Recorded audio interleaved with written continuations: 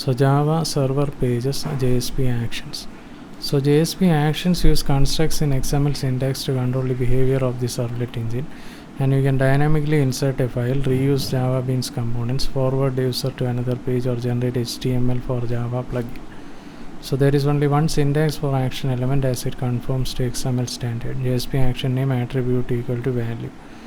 Action elements are basically predefined functions, and table lists out available JSP actions. JSP includes a file at the time the page is requested. JSP use bean finds or instantiates a Java bean. JSP set property sets the property of a Java bean. JSP get property inserts the property of a Java bean into the output. JSP forwards the requester to a new page.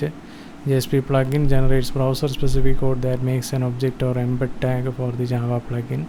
JSP element defines XML elements dynamically. JSP attribute defines dynamically defined XML elements attribute. JSP body defines a dynamically defined XML elements body, and JSP text used to write template text in JSP pages and documents. JSP implicit objects. The JSP supports 9 automatically defined variables, which are also called implicit objects, and these variables are object and a description. Request. This is the HTTP servlet request object associated with the request. Response is the HTTP servlet response object associated with the response to the client. Out is the print writer object used to send output to the client. Session is the HTTP session object associated with the request. Application is the servlet context object associated with the application context.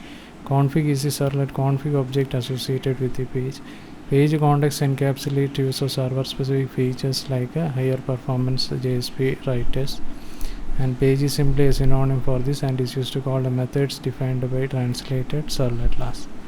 Exception object allows the exception data to be accessed by designated JSP.